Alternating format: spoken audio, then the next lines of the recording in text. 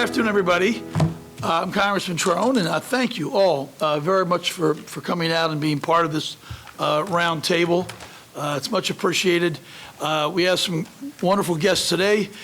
Secretary Becerra, the head of Health and Human Services, our 2 U.S. senators, and Dr. Stanford, who runs Region 3 for HHS and has a tremendous amount of skills and knowledge in this subject area. As most of you know, my focus in Congress is 4 things. Number 1 is addiction, number 2 is mental health, and they're side by side, and number 3 is criminal justice, and that's also connected completely, and the 4th thing is medical research. So those are the 4 things I've focused on like a laser since I've been there, and will continue. So this is right, unfortunately, in our sweet spot of work that we do. We set up the bipartisan, I co-founded the bipartisan addiction and mental health task force. We got 140 members on it. All of our bills are bipartisan. We've got over 70 bills we've put out this year. Some have already been signed by the president. Others are working their way through the Senate, and they're all through the House, most of them. So we really work diligently in this area, and we're making headway. We also just want to mention briefly, we just co-sponsored last week the CONNECT Act with my friend Congressman Jamie Raskin, which is trying to take 988 and extend it with additional services, which we know is a winner. We're losing close to 50,000 folks a year to suicide, almost 50. And 60% of those are gun deaths. So this is a really, really important issue. We know that one call, one discussion, one person can stop that impulsivity that leads us to the loss of a life. So we want to thank all of you for your help. And with that, I'd like to introduce Secretary Becerra to say a few words. Congressman Trone, thank you very much for letting us visit your district and the great state of Maryland. You've had us on a roll. Both Senator Cardin and Senator Van Hollen have joined with Congressman Trone, and we started off addressing cancer moonshot, trying to do everything we can to try to help families get past cancer, and that was a great event at the Cancer Research Institute.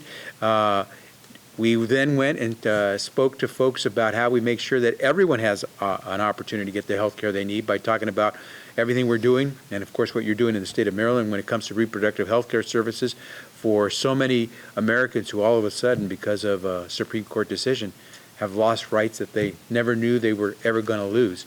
And so that was a really important conversation with some fantastic people who have experienced the issue of abortion but are also providing that care.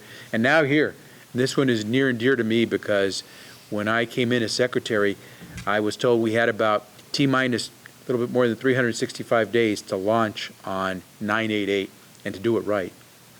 And fortunately, we happen to have a president who believed in this as well. And so $430 million later, and to give you the scope of $430 million that the president made available for 988, the year before he came into office, the dollars that we had for 988 were a total of $24 million. And so what the president has allowed us to do is, I hope, going to save lives. So cancer, we're trying to save lives. Healthcare services, including abortion for women, save lives. 988, save lives. And so it's all about saving lives.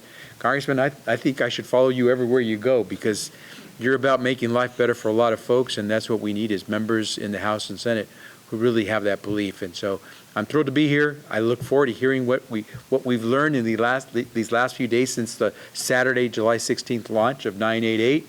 I've got some numbers I can share with you on some of the national trends that we're seeing, but I'm very much looking forward to hearing from all of you who are on the ground helping save lives. And with that, let me turn it over to a dear friend and a great Maryland advocate, Senator Ben Cardin. Thank you, Secretary Becerra. The two of us served together with Senator Van Hollen in the House of Representatives on the Ways and Means Committee. And you can follow Senator Trone every day. We're fine. Going back, and we got a lot more stops for you. Let me thank Congressman Trone for bringing us together. His priorities are the priorities that are important to Maryland and our country, and I just applaud him for his leadership on these issues. He was focused on his election to the United States House of Representatives on priorities, and he's advanced all those priorities. So we're very proud of his leadership, and it is Team Maryland. Behavioral mental health is one of our highest priorities, and we've done everything we can to advance these causes. And I just want to give a shout out to Secretary Becerra and the Biden administration, because they have led by example on behavioral mental health. They have put resources out there, they put their reputation and leadership behind it, and it's made a huge difference. So we can go through all the different tools that we now have available we didn't before. It started with COVID relief package under the Biden administration, where they put additional resources out because we recognized that COVID-19 exacerbated a problem we already had. We had a serious problem before COVID-19. As a result of COVID-19, almost 40% of our adult population had anxiety or some form of a mental challenge, and less than 1/3 got help during that period of time. So we know that we had a serious challenge that was made a lot worse as a result of COVID-19. And under the Biden leadership, we were able to provide some resources from the COVID relief packages. But then we had the Safer Community Act, which has a huge component for providing behavioral mental health resources, particularly to our children, so that we could have additional help provided. And then take a look at the budgets that are being submitted by the Biden administration. When you compare it to the prior administration, I know it's a low standard, but when you look at those budgets, it really does provide what the priorities are. And I want to, again, compliment my two colleagues who serve on the Appropriations Committee for making sure that we can deliver on all those issues. And now 988. That will save lives with timely services and intervention. So I'm looking forward to this discussion because I think it'll help us try to figure out how we can make sure that we take these resources and use them most effectively in order to save lives and deal with the problems of mental health and behavioral health. One last point. I serve on the Senate Finance Committee. We talked about bipartisanship. We have bipartisan groups working on the Senate Finance Committees on different areas from telehealth to children's mental health, to integrating the health care with mental health within the entire healthcare field, and coordinating as much as we possibly can. So we are really focused on this, and I think this session can really help us. And I am so proud of Senator Van Hollen's leadership on this issue and so many other issues. It's great to have him as my colleague in the United States Senate. Thank you, Ben, and we do work very closely as Team Maryland in the Senate, and of course with our colleagues in the House. And I want to also thank David Trone, Congressman Trone, for bringing us together and for his focus, his laser focus on some of these key issues ever since you were first elected. So thank you for that. And I'm looking forward to the conversation on the launch of the 988 number. This is something that we've worked toward for years. We've been putting the monies in the appropriations bills to try to get at this point. Thank you, Secretary Becerra and President Biden and Dr. Stanford. Welcome aboard, Region 3. But thank you for making this a priority right out of the box. And to all of you who are implementing this life-saving 988 service going forward. And I will say that in addition to the federal funds that flow directly to this for this purpose, I'm glad to see Maryland, I think, is using about $4 million of its American Rescue Plan funds for this really important purpose. So we've seen the national numbers that David said, and Maryland has obviously not been immune. I think if you look at the figures, the most recent figures from the CDC, over 3,300 Marylanders died as a result of overdose or suicide, and that is unacceptable, and it's a tragedy that in so many cases is preventable if we intervene early and if we get the calls and provide the help in a timely manner. So thank all of you who are going to be part of that effort to save lives, and thank you, David. Dr. Stanford? Thank you, Senator Van Hollen, and all of you for welcoming us to Maryland now 1 week after the transition of the National Suicide Hotline to 988. My perspective is that of a mom of preteen twins and a teenager, and as a pediatric surgeon who's worked with children and adolescents for over 2 decades.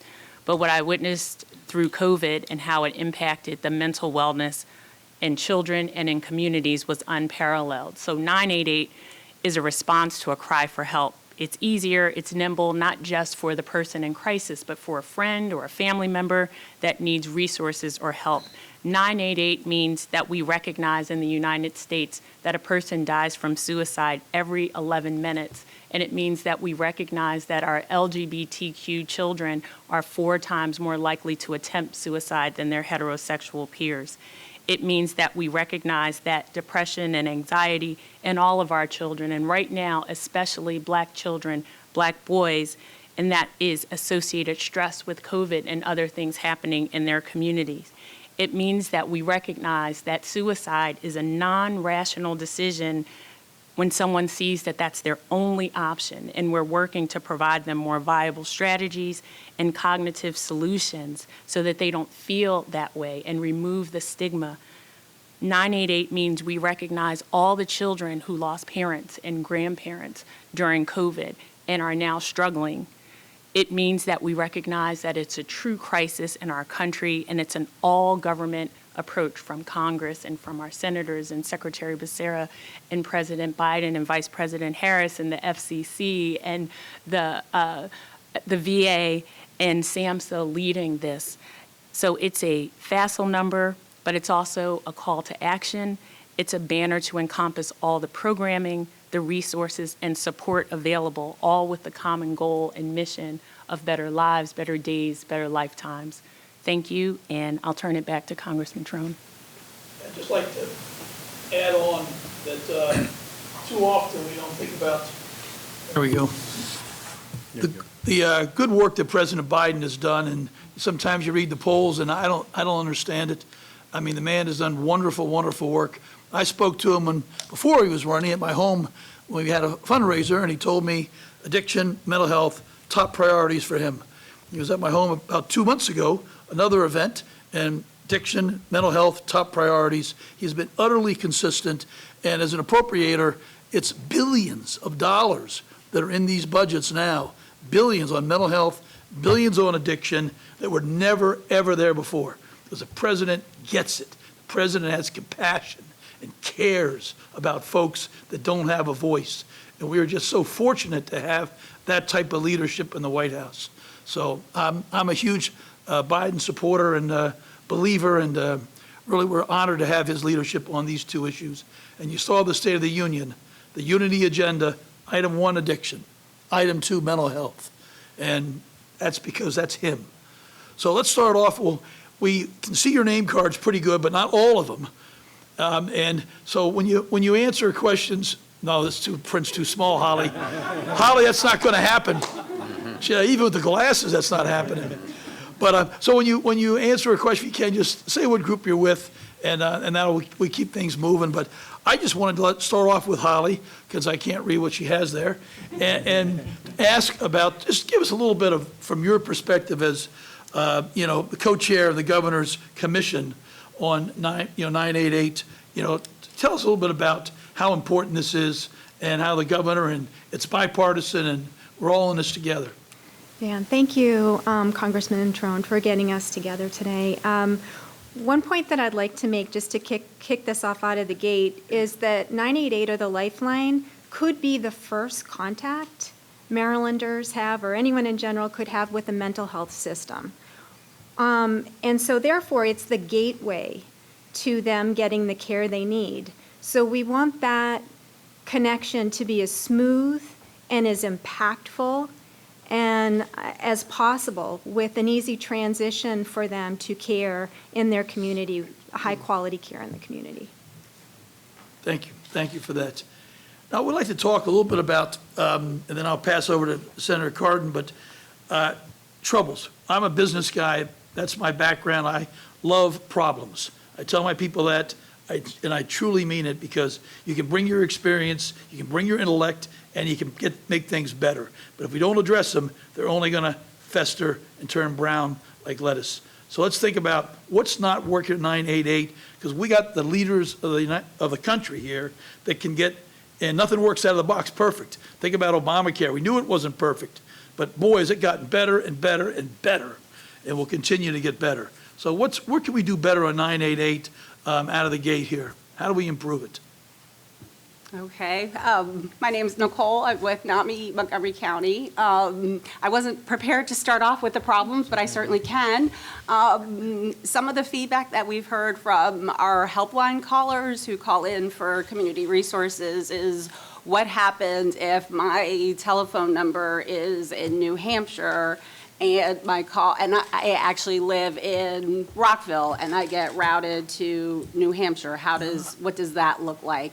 And we understand that 80% of the phone calls can be resolved over the phone, but we still have about 20% of individuals who live with severe mental illness, and those calls can't be resolved over the phone. So how do we get them connected to services locally so that they're not just kind of hanging out there? And that's one of our concerns. Good. Who else wants to speak to that? I can tell you what, we've been working with the Federal Communications Commission to make sure that that issue is not a problem. I have a Los Angeles area code, but I'm in DC, same kind of issue. We're working with the FCC so they can smooth that out to make sure, like with 911, it makes no difference. You will be routed should you need follow-up service to someone locally. And that's the work that's being done. Now that this is a national number, one number, 988 versus all the different phone numbers that were available before, we need to have that be seamless, and that's where we're heading. Tim? Hi, everybody. I'm Tim Jansen. I'm the Chief Executive Officer at Community Crisis Services, which is the 988 provider for Prince George's County in Southern Maryland. In answer to that, one of the things that call specialists do every day when they take a call, when it's somebody who's out of area, they will work through, help them connect, build rapport. They identify what the problem is and then what the next step will be. Then what they will do with the permission of the caller is they do a warm transfer to the local 988 center. So if they're in New Hampshire, unfortunately, there's only one center in New Hampshire, but they will go ahead and do that warm transfer transition if they're open to it. The other thing they can do is many of our centers in the Lifeline network have access to the local resource databases. Now, I can tell you backwards and forwards how to work Prince George's County and a little bit in Montgomery County. But if I'm calling about a New Hampshire resource, I don't know what the magic word is to open the door. You know, there are magic words to open doors in different communities, and if you don't know them, it's really hard to get in. So that's the first thing. The second thing is Vibrant, which is the overall administrator, is working on geolocation. They are beta testing it. The last I heard, beta testing in the Vibrant world can take a little while. They recently completed beta testing for chat and text, and that's rolling out like as we speak. So text and chat will be local to the best of. It comes down to the URL and whatever place somebody may choose to tell them where they're from. So. Very good. Can I also just mention, because I've been chatting with folks from all over the country. There are some people who will want to be connected to their distant provider. So a student who's coming from Maryland who is now studying in a California university may not want to approach a psychologist or someone like that in California. They may want their psychologist in Maryland. And so we have to be very careful about all of that. Any other ideas what we can do better? We always want to keep moving the needle forward. Yes, one of the things that we have seen in the past week, I'm Rachel Larkin from Every Mind, the Montgomery County hotline, is an explosion in people reaching out on chat and text, which is fantastic. We are prepared for that, but the problem is the providers in the community that we hand off to are not. So I can't hand off somebody who is chatting with us or texting with us to the crisis center or other services because they don't have those capabilities available. And this is how younger people like to communicate. So we need to have our network of crisis support have the technology available to do that, because we are there for them and we can provide as much support as possible. But when we need to give them the next step and they don't have that technology available, it does create an issue. Congressman, I hope you don't mind if I keep chiming in, but these, I'm. You're the boss, that's why you're here. I keep hearing all these things. So I think Rachel's pointing out something that's crucial that we've got to address, that so many young people use the chat and text function instead of making the phone call. Up until now, chat and text was not really possible. It really was only available in very limited places, a few places. Right now, the federal government, mostly because these three individuals made a lot of those resources available, we're essentially standing up the text and chat function. Most states are able to do the call function. Some are trying to get to the point where they could do the call function well also. But the chat and text would not have been possible without those federal dollars, because we're right now sustaining text and chat at the federal level. We hope to be able to hand it off, and a state like Maryland has done a far better job of getting itself ready. But Rachel's pointing out something very important as well. Beyond being able to respond to text and chat, now you have to be able to do that warm handoff and continue that. And so that's the next level, because you want to make sure there's good follow-up. But at least we're now responding with text and chat. Absolutely. Good point. Anybody else on that important point? Yeah, go ahead. Hi, I'm Robin Yassino. Probably it's not on yet. The little face, press that little. Thanks. There you go. I'm Robin Yassino. I'm a mental health advocate, a volunteer with NAMI, and in a very difficult time in my life in 2017, I called the hotline at Every Mind. They were extremely helpful, and I'm very grateful.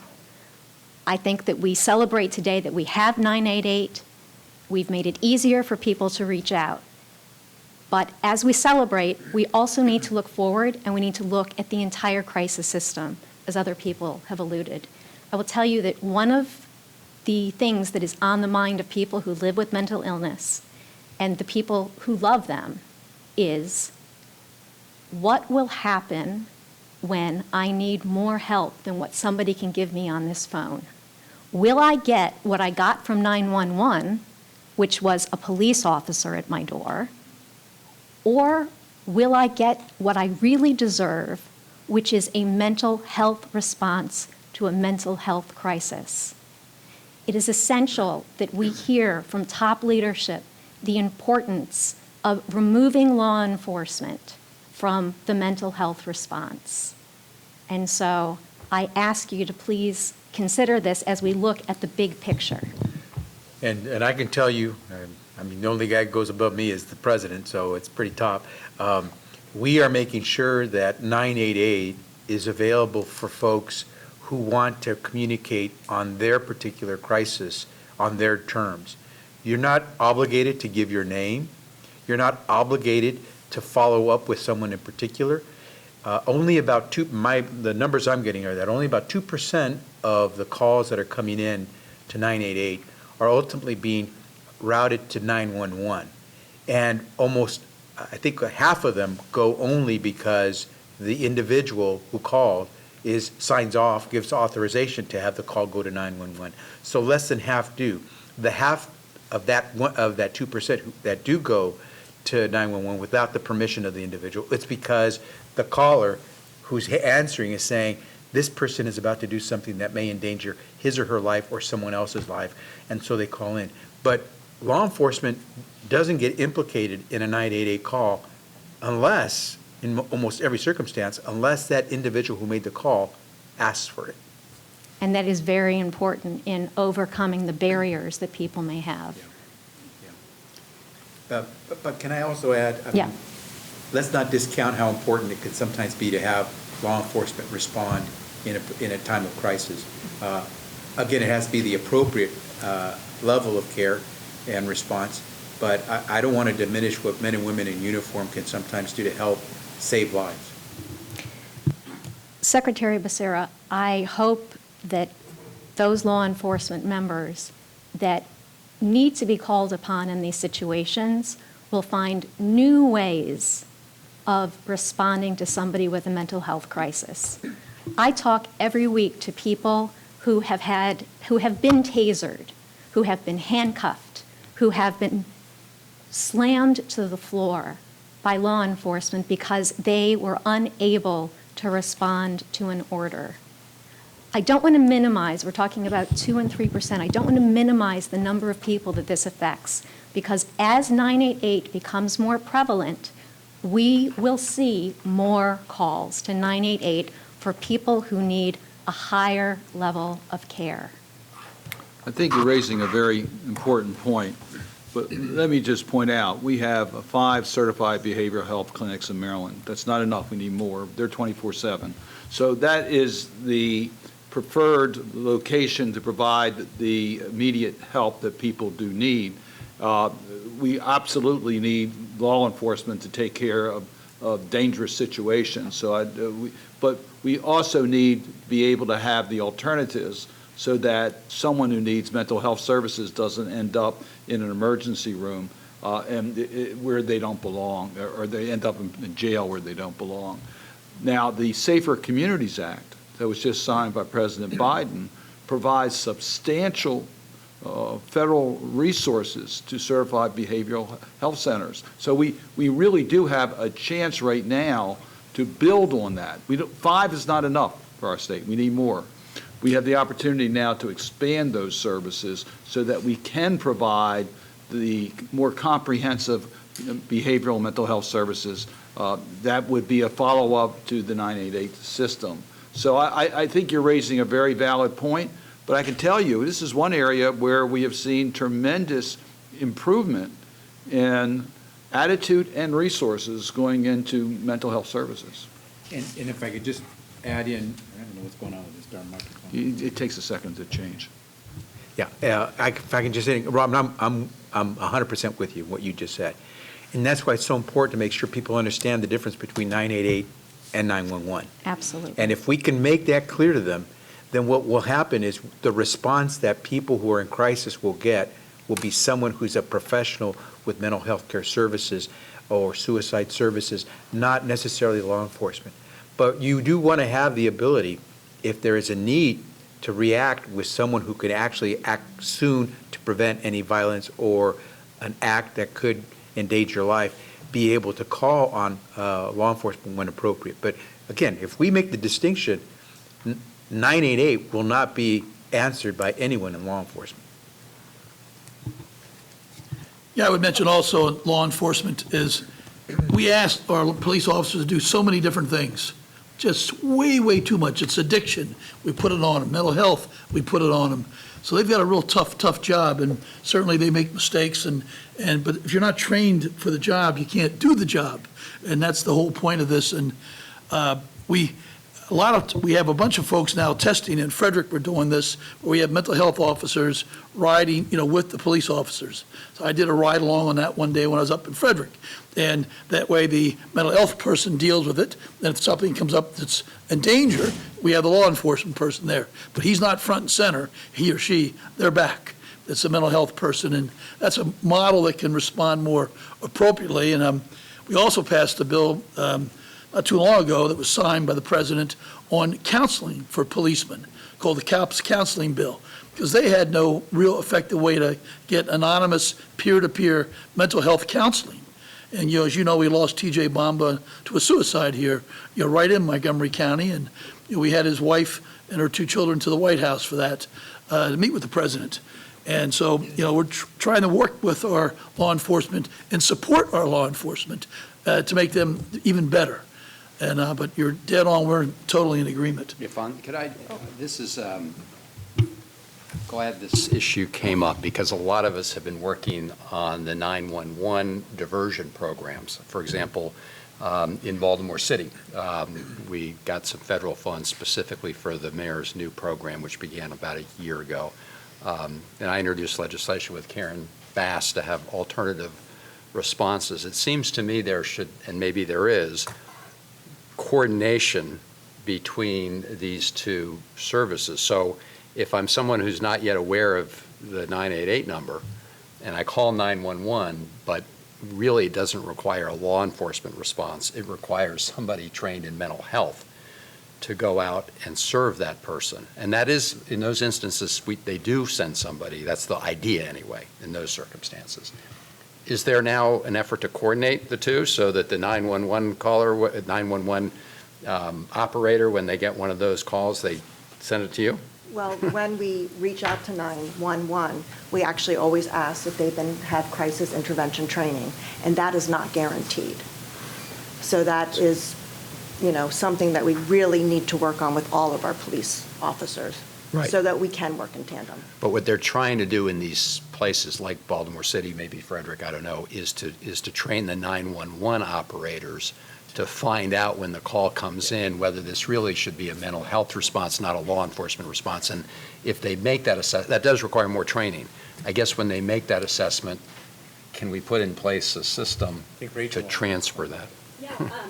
Your mic's on. Yeah, I've been working closely with 911 dispatch in Montgomery County for at least 6 months to the past year to do just that. And I think Tim has done similar work in Prince George's, where we set up protocols and very simple things like if they get this kind of call, then they will transfer it to 988 before they even send somebody out. There's hurdles in place, like they have 10 seconds to move on to the next call. It's 911, of course. But we've been working closely with them, and we're already seeing more and more calls transferred, and they've all been 100% appropriate. Like, these calls did not need 911, but I guess in the moment when the person was upset, that's the number they remembered. Yep. And hopefully, 2-3 years from now, they're going to remember 988. Right. But now 911 is working closely with us and transferring those calls to us as needed and appropriate. And believe me, they want to be able to utilize 988. They want to make sure that whoever calls 911, it really is an emergency where you need to have a rapid response, whether it's firefighter or police officer. They want that. And having served as the Attorney General in California, I will tell you, chiefs and sheriffs across at least the state of California were saying, we want this because we want to let those who are professionals who need to address someone who's suffering a mental crisis handle that, not our officers. They're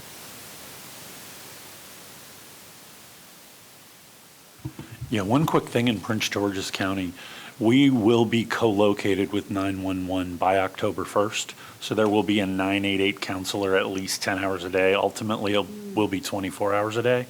But we're already working, like Rachel was saying, we're working right now with the leadership for 911 and the police we've already got those protocols in place. So they send more calls to us than we send to them.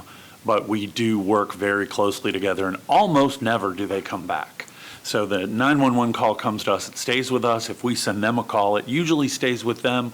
They will often call us back and say, we need to get to another call. Would your counselor be willing to stay on the line while we get someone there? And so that's already being done, and Frederick's doing it as well. There's one other jurisdiction, and I can't think of it off the top of my head. So I'd like to just say one last comment is, it's great to have this momentum with 988 and our Lifeline.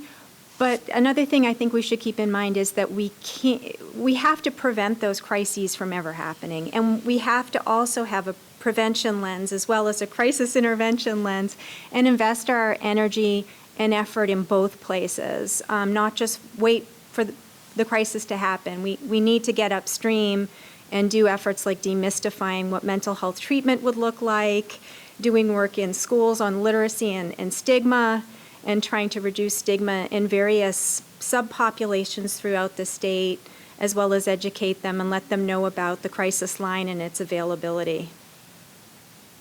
And there I would simply say what Congressman Trone said earlier. President Biden made it very clear in his State of the Union that he was committed to treat mental health on par with the way we treat physical health. So whether it's your broken bone or your flu or cold or your mental anxiety, you're going to have the right to get access to services. And he didn't just say that's what the law should be. He also put his money where his mouth is by proposing a budget that would call for an historic investment in mental health and substance use disorder services, about $50 billion over the next 10 years. And now it's just a little lift for the senators and the congressmen to get it over the finish line and get us the money. That's all it takes. But we're on it, and we are doing everything we can to expand services. The senators and congressmen made it possible through the American Rescue Plan for us to be able to dole out about $3 billion early last year. Half of it went towards mental health services. The other half went to substance use disorder services. We recently announced a change in strategy on drug use, where we're no longer going to have the federal government stigmatize those who are trying to get off of drugs. And we're also going to now move to helping those centers that have worked on harm reduction to make sure that we not only get you off of the drug, obviously try to prevent you from starting, not only try to treat you and then get you off, but along the way, watch you, help you so that you don't harm yourself in the process of getting yourself straightened out. You raise a very important point about stigma. It's been one of the major problems we've had, people getting access to mental health services. Now that we have shown the priority on 988 national system, it seems to me it gives us a real opportunity to make real inroads on dealing with the challenges of stigma. So how do we use the fact that we now have dedicated a national number to use that in our communities to try to remove any stigma associated with someone who needs mental health services? I think we have an enormous opportunity with 988 to be communicating not only that this number is available, but that it is okay to ask for help. It does not diminish you as a human being. It does not take away your accomplishments. It does not take away your future. Reaching out for help is life-giving. It's self-care. And as we communicate about 988, I hope that all of the communications are created in concert with people like myself who have experience, so that that messaging is right on, and so that we really are creating a welcoming environment. I think finding, peers, people that people look up to, that set good examples. I will tell you, in my personal case, I thought about Doug Duncan. Doug was our county executive in Montgomery County, and when he ran for governor, he was diagnosed with depression, and he had to drop out. That did not diminish any of his accomplishments, and it was important for me when I reached out for help to recognize that there were people like Doug and other individuals I know who were doing the right thing to advance their lives. And so as 988, as we get the message out that this is available, I hope that we will also message this so that this is a welcoming way to overcome stigma. I think you hit the nail on the head. I mean, stigma, when I work in addiction, it's stigma. We work in mental health, it's stigma. I mean, so we've really tried to focus that we've got to say it's okay not to be okay. And I like this, we all talk about being physically fit. I like to talk about being mentally fit. And I think that's how we should approach our lives. How can I be mentally fit? And so I think that's, an important step. We've also are making some good progress on a few bills that are going to work on addiction. We had over 30 bills that are part of a big bill called Restoring Hope. I had 6 bills in that were my bills, and it came out bipartisan out of Energy and Commerce, and then it passed the House 402 to 20. So it's now in the Senate and the Help Committee, and Senator Murray, and with the assistance of our team in Maryland, we're going to get, I think, most of those. They're all part of the SAMHSA reauthorization, but there's a lot of really good stuff in there that's going to, move forward. And some of it talked about stigma, changing some federal agency names, and I had a bill on that, and that got all incorporated into this massive piece of legislation. So I think we're really beginning to feel some momentum. And Speaker Pelosi is very, very much on it. She spoke about it many, many times in the caucus that, COVID is in our rearview mirror almost, we pray. But, we've got to move to the 2 pandemics that have been spun out of COVID. Addiction, 107,000 dead last year. Stanford estimates 1.2 million in the next 10 years, and mental health crisis. Those 2 things. What I'm seeing a lot in some of the city and the FQHCs, the federally qualified health centers, is that they have an on-staff behavioral health specialist or psychologist Monday through Friday. So when someone comes in and they're coming in for their blood pressure check or they're coming in for a vaccine, and how are you doing? How are you whatever? Well, I'm really stressed about X. And they keep slots open. And I've seen that model across our region as you go around. So I share that for folks that are in that space, that those are available. And another way you remove that stigma is it's part of being mentally fit and physically fit. And so when it's in your medical office, as opposed to you going to that other building that might be kind of gray and it may be not as bright, then it takes that stigma away. But that's something as now we're in my other hat, as medical professionals, that we have to make that more inclusive and inviting for folks. But that's what I've seen them do at some of the FQHCs and city health clinics. I would add really quickly, it's important to keep it clear to everybody that it's anonymous if you want it to be. One of the great areas where we struggle in suicide prevention and intervention is reaching people in different communities, people of color, people who are in the LGBTQ community, folks who are marginalized, and one of their big worries is, they're going to know who I am and where I am. And keeping it really, really anonymous gives somebody that ability to go, I called and they never knew. And they can get some really good information and they can connect. Dr. Stanford had mentioned the growing numbers in young Black men. There's also growing numbers in young Latina females and young people in general. And we're going to get them on text, and that's how they're going to communicate. But they're going to want to do it anonymously. And we just have to keep underscoring that, because no matter how many times you say it, somebody thinks the folks at Criminal Minds are there going, hi, you're wearing red shorts and you're in this, apartment complex wherever you are. So that's really key, keeping it so that people know they can call and nobody will know who they are. And we can do it in Spanish now. My Shop answers in Spanish 24/7, so we're one of the 4, soon to be 5, it might be 5 already, that answer nationally for Spanish. So we have Spanish-speaking folks who answer 24/7. The challenge on that side, and the problem, like you were saying, is that talking with people about mental health and suicide to folks that are not from the United States, that come from a Spanish-speaking country, is a different opportunity. Yeah. And the stigma that comes, and culturally sometimes it's a different way of communicating. You have to be really careful, but the fact that you start off hearing a voice that hears you and understands you gets you a long ways. If I could just follow up on a point that Holly made right out of the box, and I think Robin emphasized it, which is of the calls that are coming in now, as I understand the figure you cited, or someone cited, about 80%, you can talk through an issue on the phone. But for 20%, you need more intervention and help to prevent a tragedy. How are we doing right now in terms of linking those 20% to real services on the ground? Is the infrastructure there? We're trying to build it as we go. But so what is your experience to date in terms of the 20% linking them up with services? Well, fortunately, Montgomery County has a wealth of resources.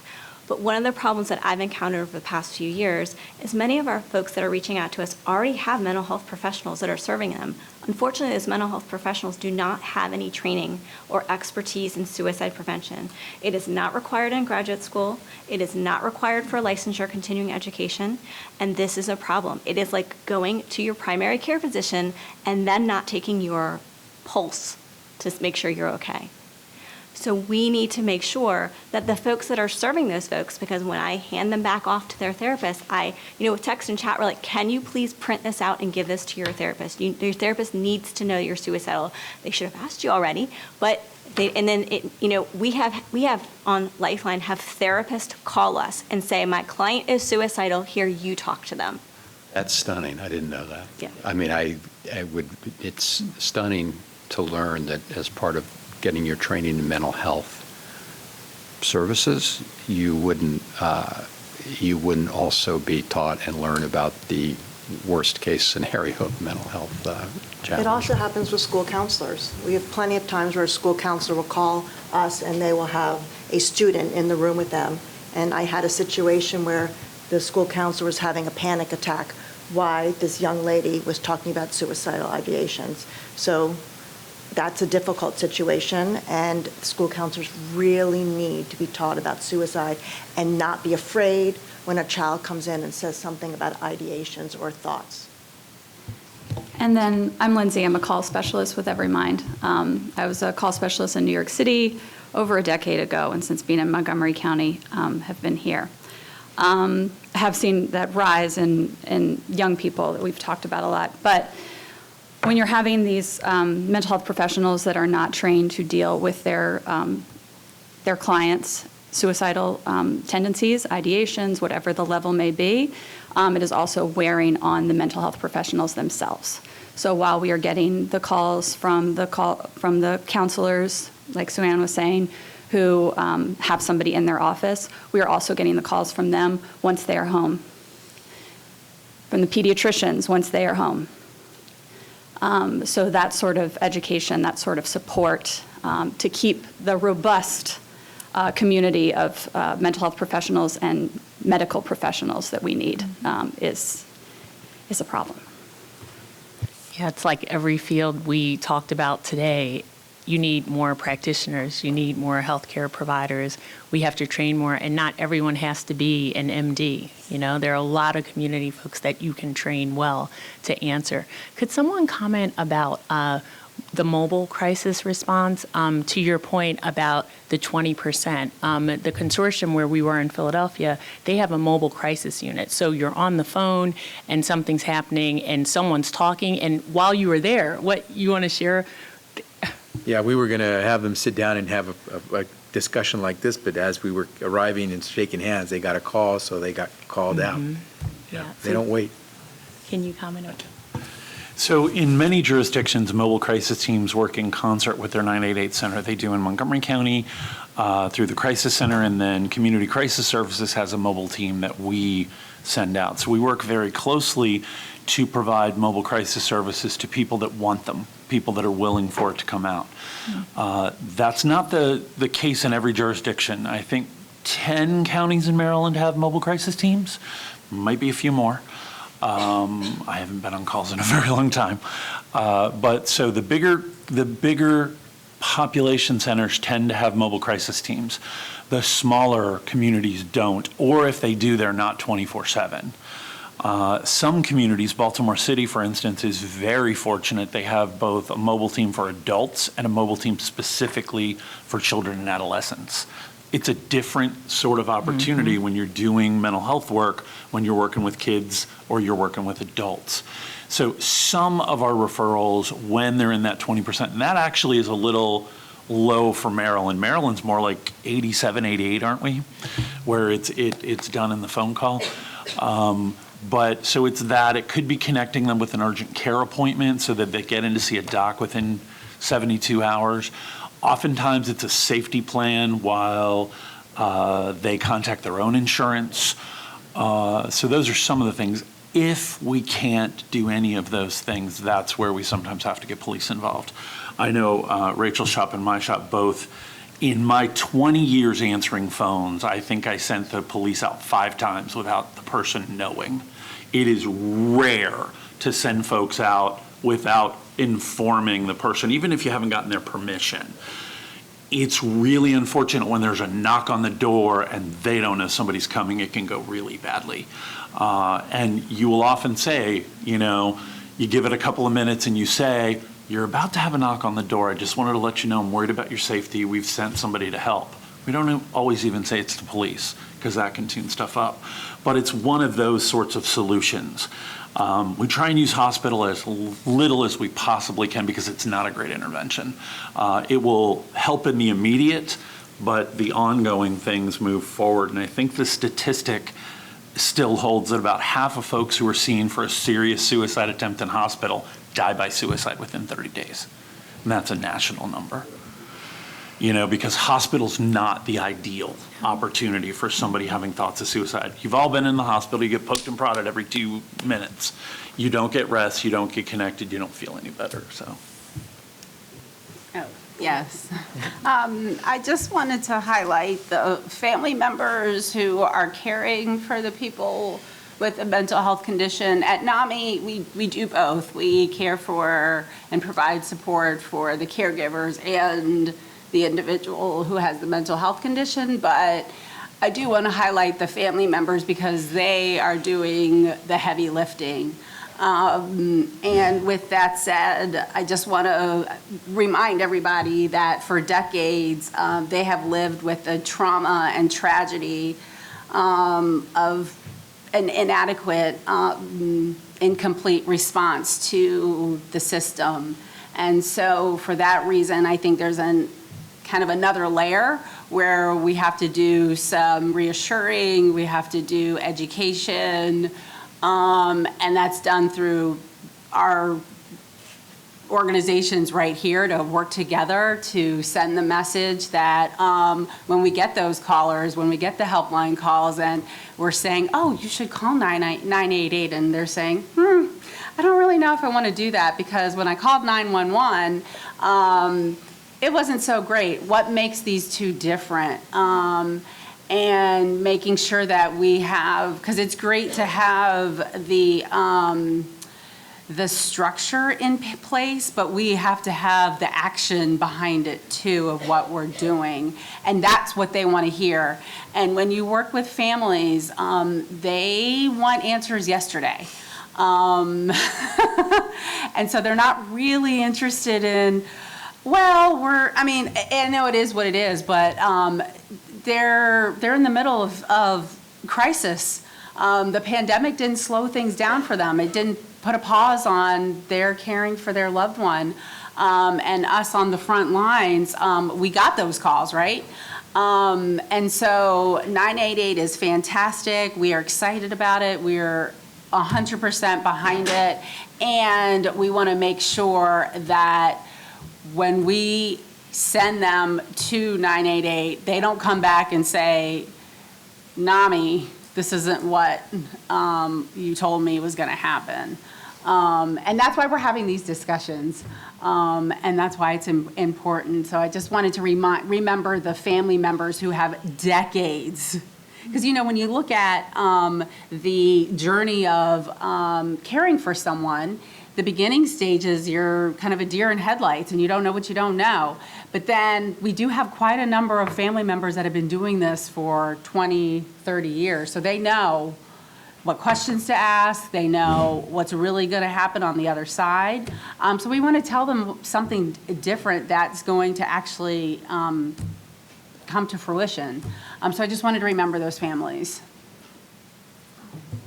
Part of the, I was just going to say part of the rebranding of Lifeline with 988 has been this, make sure that we call them third-party callers, that if you are worried about somebody, this is a number for you as well.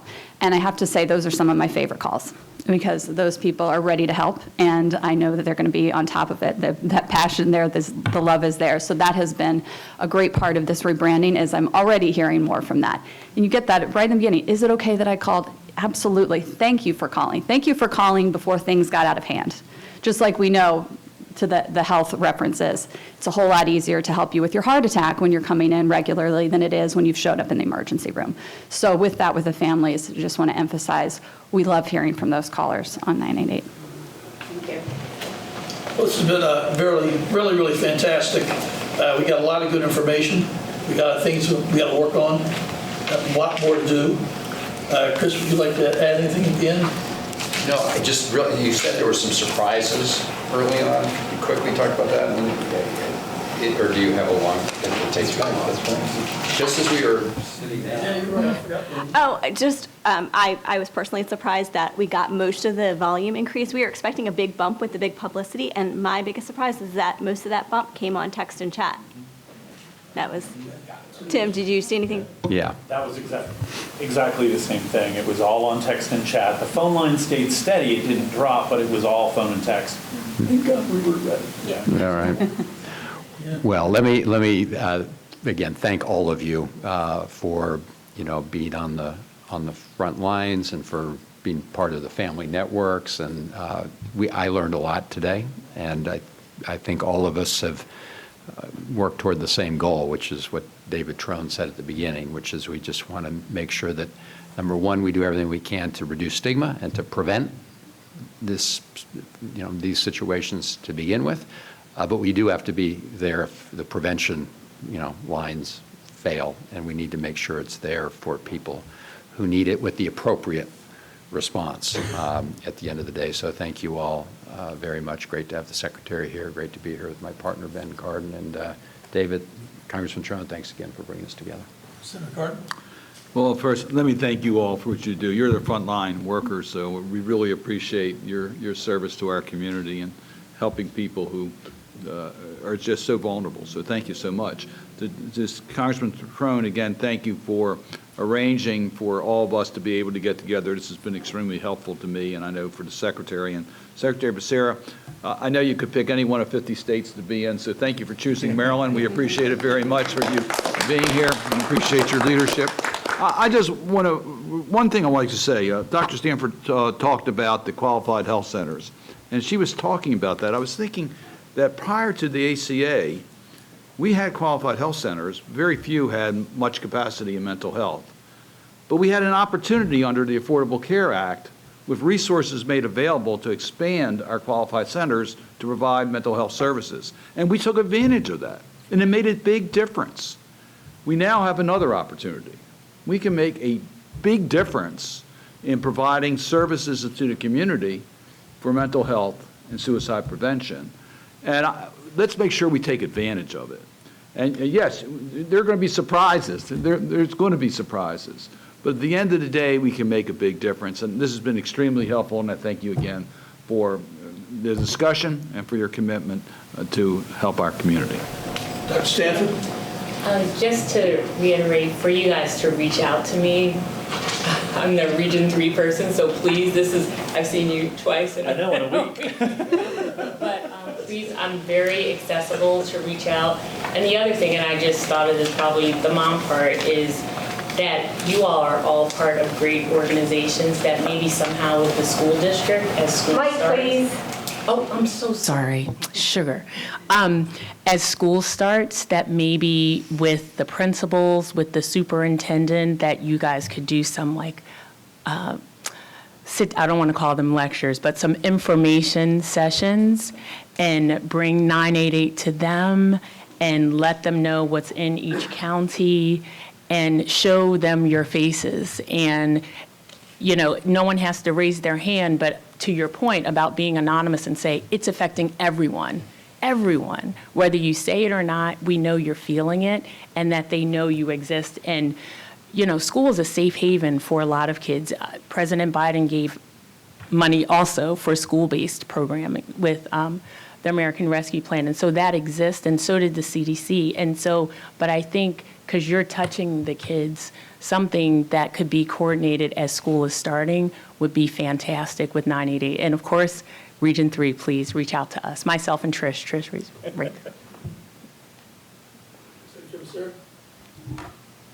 So the report I got from my team was that with the launch on Saturday, July 16th of 988, we saw nearly a 50% increase in volume in that first week. From Wednesday before the launch to 2 days ago Wednesday, almost a 50% increase. Calls, texts, chats. That's amazing. I don't know if it's just the numbers a lot easier to remember, or if people really wanted to check now that they heard that 988 was launching. Whatever it is, it's good. That means way more Americans reached out, and they might not have had we not undertaken this effort. So to each and every one of you who do this, who really are the ones that help save that life, thank you very much for what you're doing. Encourage others, recruit others to join you. To the two senators that flanked me and your congressman who made it possible for us to be in the game, real ways, big time, through President Biden, I thank them for having taken this so very seriously to help 988 launch in a good way. And I hope that what we've learned, because it's clear, we got to do more than just be able to answer the call or respond to the chat or text. We got to provide the follow-up services, because some of them will need to have that follow-up service. And that's where we've got to go, because we're learning We neglected mental health for way too long. We really had to get to the point where we say primary health care, we include behavioral health care. Mental health care, drug addiction services, it's all part of primary care. So that primary care provider, whether physician or otherwise, is trained to do that as well and doesn't have to seek one of you out to do something that everyone should have access to through primary care. So thank you for everything you do. Congressman Trone, thank you for helping set this up. Thank you for being here today. Thanks to senators, thanks to Sarah, Dr. Stanford. I really appreciate all your support today, and we learned a lot. We traveled all up and down the district. It's been very informative, and it's been all things that are right in my wheelhouse. So thank you folks for all you do every day in the front lines. But I think we are just going to keep getting better and better at this. I mean, what the President Biden has done is fantastic, historic.